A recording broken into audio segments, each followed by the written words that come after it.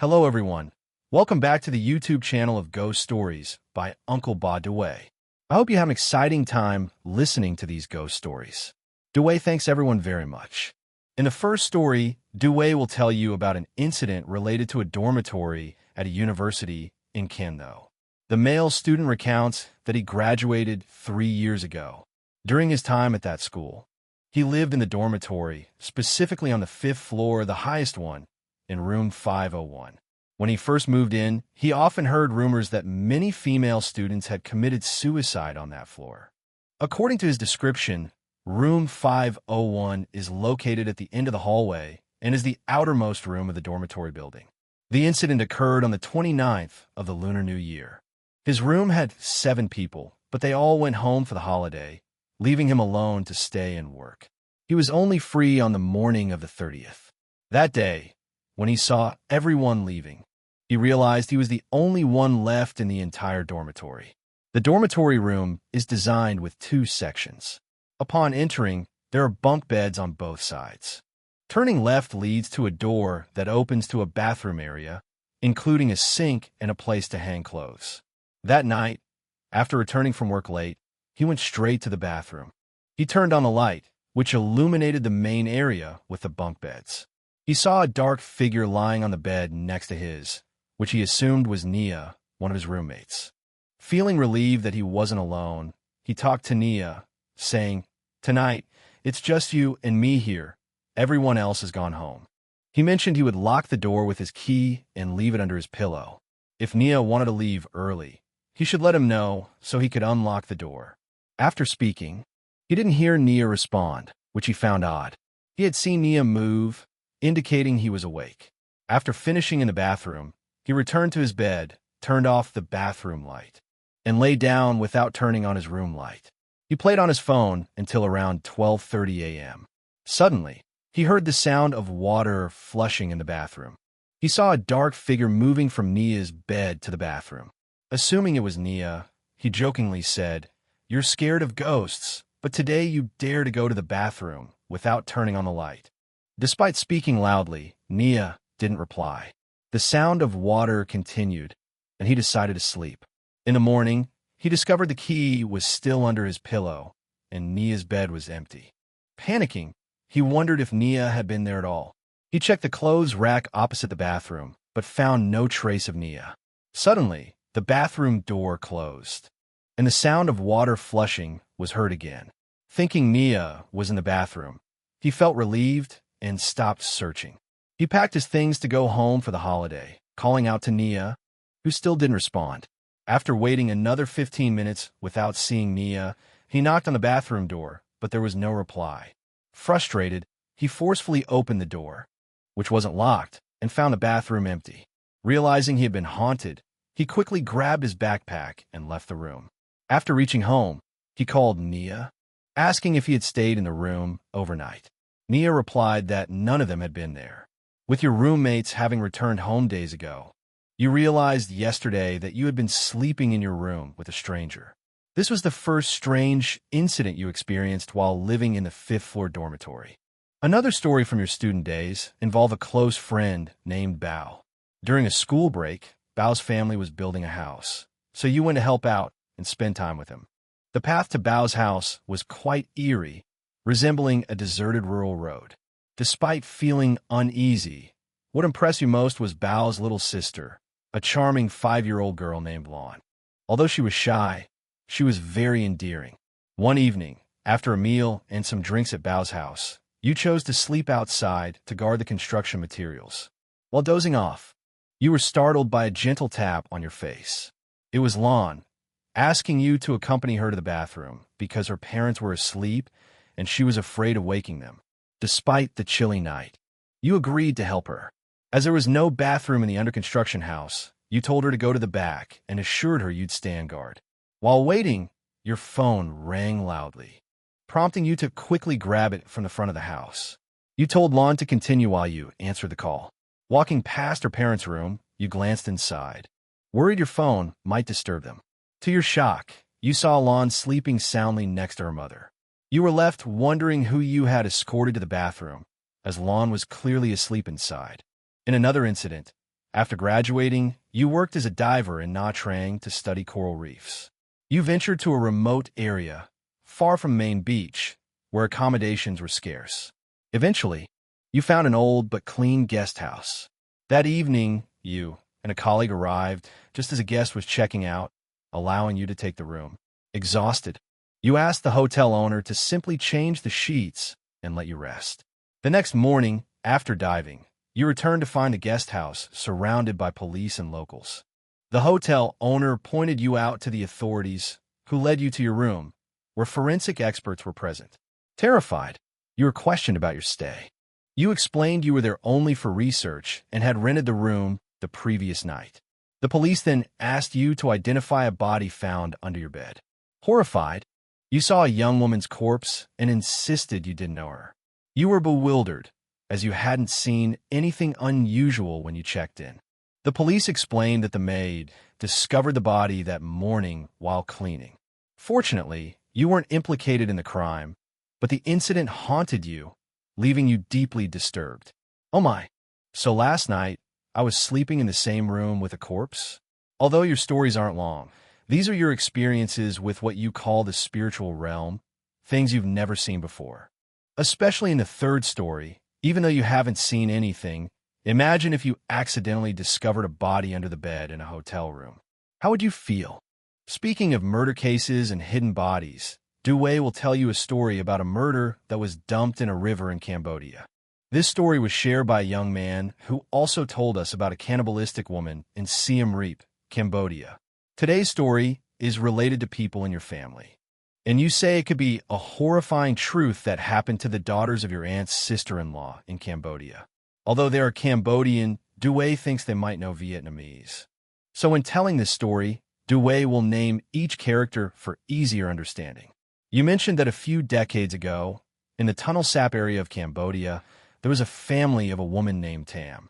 At that time, she had a young daughter named Nhi. However, due to poverty, Tam sent her daughter to work as a maid in Mr. Tam's house. Many poor people in that area did the same, so it was common for children to work as maids in other people's homes. Tam's family was no exception, and she sent her daughter Nhi to work at Mr. Tam's fish farm, which was 20 kilometers away. Tam had also worked for Mr. Tam before, so she felt assured sending her daughter there since he was her former employer. After 2 years and 4 months, Nhi turned 18. By then, Tam's family had moved to another place, so she contacted Mr. Tam to bring her daughter back. Mr. Tam was 46 years old, strong and robust, resembling a fisherman from the lake area. Despite his age, he had no wife or children. Over time, he developed feelings for Nhi. When Tam asked to take her daughter back, Mr. Tam hesitated and asked for 10 more days to find a replacement before sending Nhi home. Trusting him, Nhi's mother agreed and waited. Nhi, although physically mature at 18, was mentally slow. Her main tasks were cooking and helping with the fishing nets. Her mother waited for 14 days before visiting Mr. Tam again, who then claimed Nhi was out delivering fish 80 kilometers away and would return in a few days.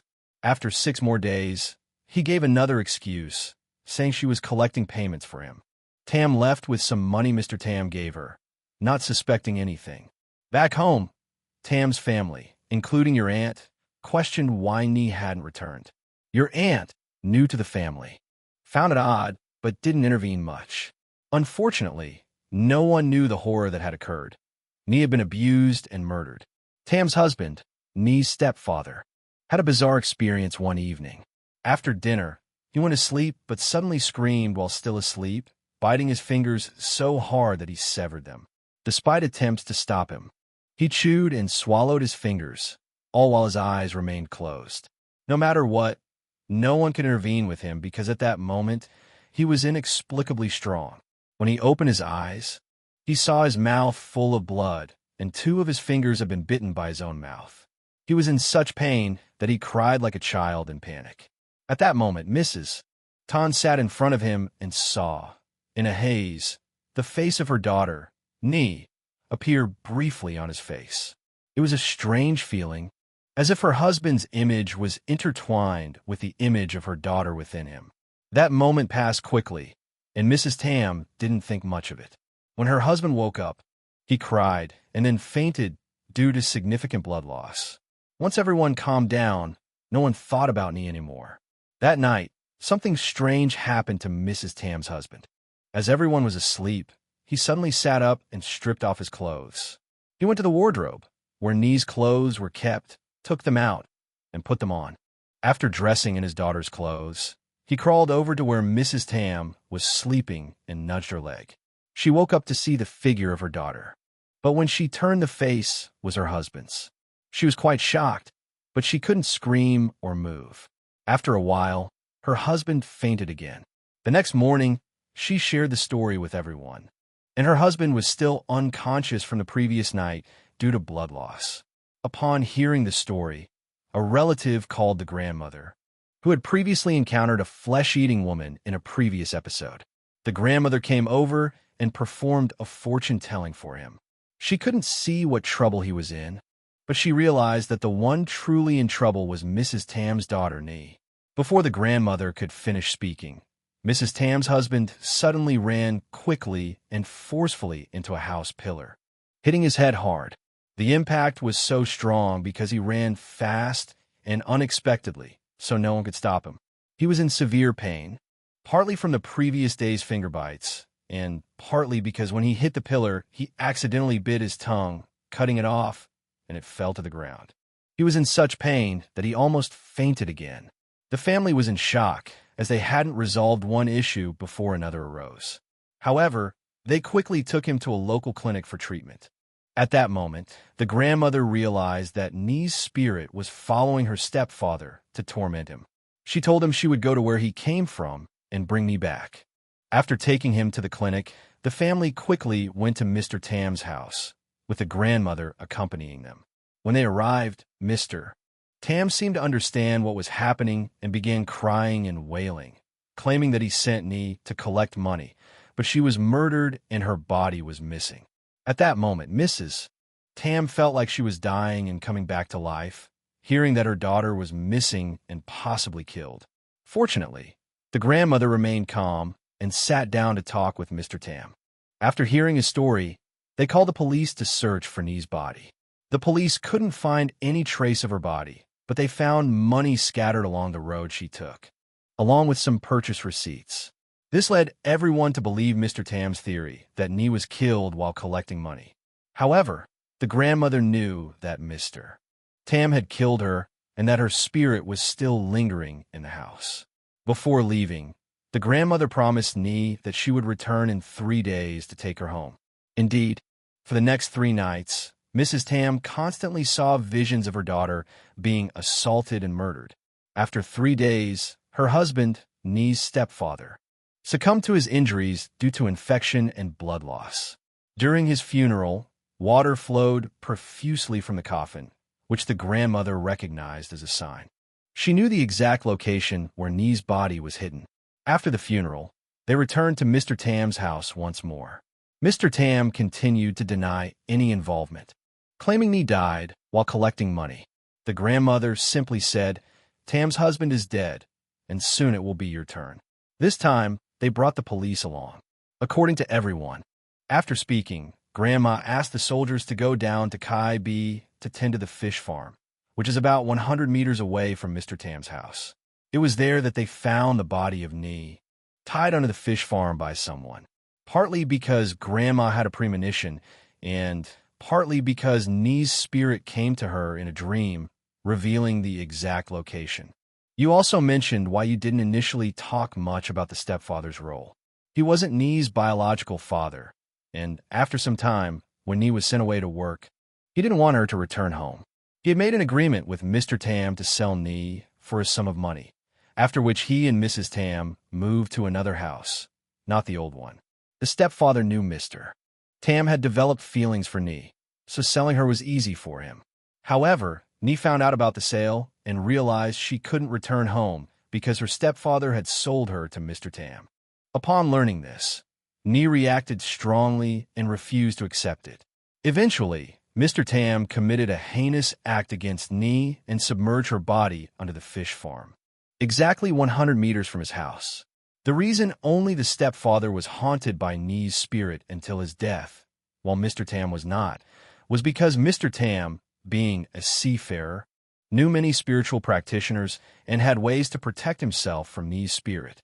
After the investigation recovered Nee's body, Mr. Tam was already under suspicion and was detained for questioning. Ultimately, Mr. Tam was found guilty of murdering Nee, and his highest punishment was exile, where he died in agony. This exile was literal, akin to hard labor. As for Nee's spirit, it returned only to haunt the stepfather until his death, and did not disturb anyone else. It's still unknown whether Nee's spirit has been able to move on. With this, today's story concludes. Today, it was all short stories. Before ending, don't forget to like and subscribe to the YouTube channel to support Duway. If you enjoyed the story, feel free to leave a comment below for everyone to see. Now, let's look forward to more great stories next time. Goodbye, everyone. Hello, everyone. Welcome back to the YouTube channel, Chuba Dewey's Ghost Stories. I hope you enjoyed today's ghost story. Before we start, don't forget to like and subscribe to the channel to support Duway. Thank you so much. Now, let's dive into today's first story. This story was sent by a female viewer from Kanhoa, Nha Trang. She mentioned that every time she has dinner, she must listen to Dewey's ghost stories, to the point where her boyfriend jokes about why this man's voice is always present at their meals. Thank you so much for your support. The story revolves around mysterious events in her family, which she named the Fan family's curse. The incident occurred because both her paternal and maternal grandparents shared the same last name, Fan. The story took place on her grandmother's side of the family. Her great-grandmother, who was not raised by her grandmother, was cared for by her youngest uncle, as he had the responsibility to maintain the ancestral home. Her youngest uncle had 2 children, a daughter named Van and a son named Hung. Despite the age difference, she refers to Hung as her brother rather than uncle. Her great-grandmother favored Hung more because he was a grandson and resembled her youngest uncle. The family dynamics changed when conflicts arose between her great-grandmother and her uncle's wife. Known as Mrs. Sao, during one argument, her great-grandmother cursed her uncle's wife, saying she would take them all with her upon her death. This curse haunted the family. In 2017, her great-grandmother, who was frail but not severely ill, passed away peacefully in her room after taking a bath. Her passing was gentle, causing no distress to the family. Strangely, Mrs. Sao was the first to discover her death. At the funeral, which was attended by many family members, Van rushed back for Nha Trang to pay her respects, even though she wasn't as favored as Hung. A year after the funeral, strange events began to unfold. Near the end of the year, her youngest uncle went out drinking with friends. Normally very cautious, he didn't wear a helmet that night. As he was returning home, he was unexpectedly hit by a speeding motorcyclist. The impact was so severe that it caused a fatal head injury. Witnesses claimed that he seemed to appear out of nowhere, which puzzled everyone.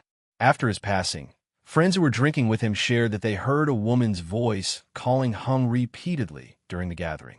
This voice was identified as having a Quang Ngai accent, similar to her great-grandmother's. Mrs. Sao believed that her great-grandmother had come back to take her husband away. Van, who was studying in Saigon, quickly returned home for the funeral, deeply saddened by her father's sudden death. At the funeral, the narrator saw her uncle's lifeless body, with a face bruised and blood oozing from his mouth and nose. Despite not being very close to him, the familial bond made the sight heartbreaking. That night, Mrs. Sao, overwhelmed with grief and anger, stood before her late mother-in-law's portrait and spoke to her, questioning why she took her husband away. "Why are you so cruel? What did my mother-in-law do to you that you came back and took my husband away? Now my husband is dead. Who's going to take care of my kids and their education?" Everyone was shocked when Mrs. Sao said something like that. Her brothers-in-law pulled her aside and asked, "Are you crazy? How could you talk to Mom like that? Mom's gone, and she has nothing to do with this." Mrs. Sao explained that before her mother passed, she cursed her family, saying she would take them all with her. People seemed to understand, but just comforted her until everything was settled after Mr. Utes burial. That night, a man who stayed over felt someone stepping over him, thinking it was Mr. Ute's spirit. After her husband's tragic death, Mrs. Sao was worried and more cautious, especially about her only son, Hung. She feared her late mother might take her grandson away. Mrs. Sao invited a nun to perform prayers for Mr. Ute. The nun noticed rectangular cement pots outside the house and advised removing them, saying they resembled graves. Mrs. Sao explained they were for ornamental plants, but the nun insisted they be removed to avoid future misfortune. Despite being superstitious, Mrs. Sao didn't heed the warning, only partially dismantling them, and soon strange occurrences began. That night, a neighbor returning home drunk saw a shadow sitting by the tree in front of Mrs. Sao's house, facing the house but not entering. He thought it might be Mr. Ute's spirit and told Mrs. Sao the next day. That night, Mr. Ute's spirit seemed to return, making noise in the house. Mrs. Sao and her son Hung heard Mr. Ute calling Hung's name repeatedly. Afraid, Mrs. Sao covered Hung's mouth, signaling him not to respond, fearing he might be taken away. Since his father's death, Hung's studies declined, and he spent time socializing rather than focusing on school. Teachers saw him as lazy, but understood his recent loss. Despite being playful, he was polite and respectful. Hung felt bored and unfocused, often drinking and smoking. However, his new girlfriend, Nan, whom he met in class, helped him feel less bored. Nan was already dating someone else, Tai, but started seeing Hung too. Eventually, Nan broke up with Tai, a notorious troublemaker, to be with Hung. At the time, Hung was in his final year of high school, nearing college entrance exams, but he was uninterested, focusing only on his social life. The night before a tragic event, Mrs. Sao and Hung were disturbed by the spirit of Mrs. Sao's mother, who made noise in the kitchen and called for Hung to join her and his father. Hey, go with Grandma, dear. But Hung kept hearing his grandmother screaming and moaning in the back of the house, very clearly. At that time, Mrs. Sao continued to cover Hung's mouth, not allowing him to make any sound. That night was truly a horrifying experience for Hung and his mother. Even though the great-grandmother passed away a year or two ago, she kept coming back, urging them to leave. The next morning, Mrs. Sao prepared an offering and placed it on the great-grandmother's altar, praying that she wouldn't take Hung away. Hung was everything to Mrs. Sao after she finished burning incense. She mixed the ashes into water for Hung to drink, which made him late for school.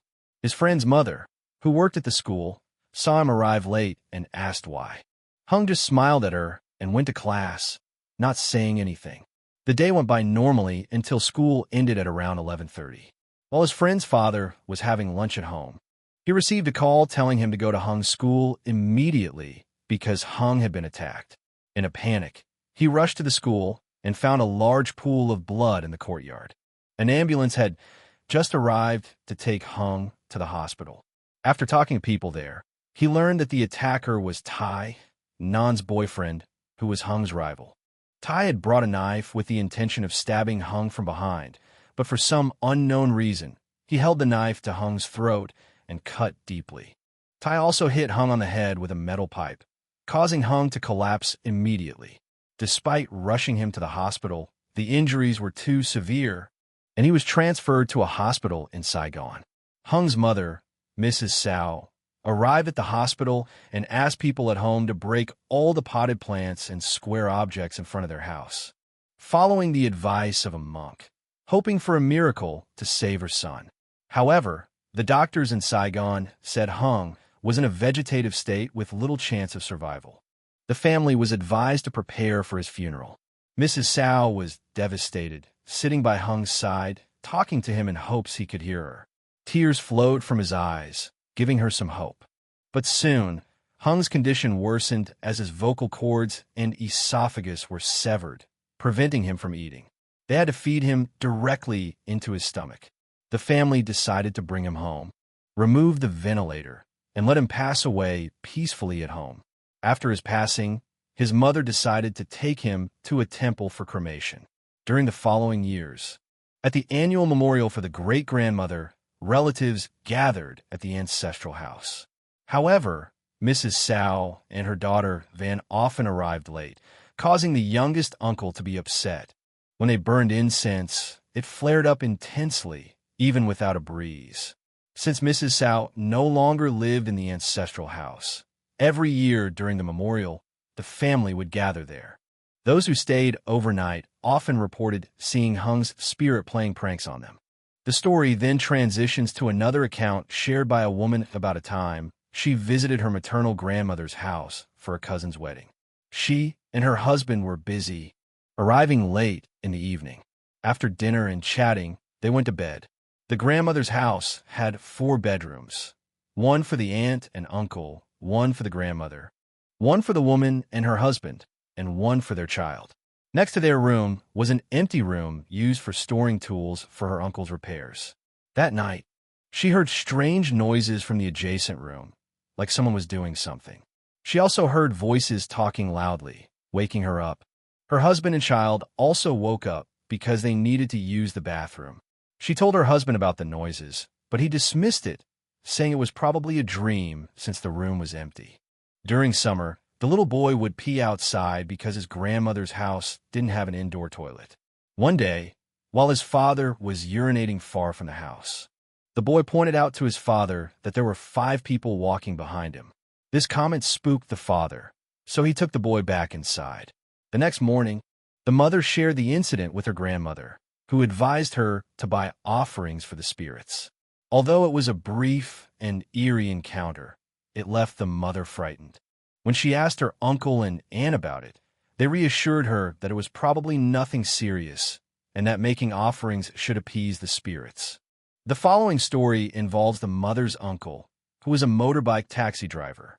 When he was 16, he met a young woman on a ride from Rachjia to Kien Luong. They connected and exchanged contact information, eventually falling in love and getting married. The woman's family faced difficulties, but the marriage went ahead.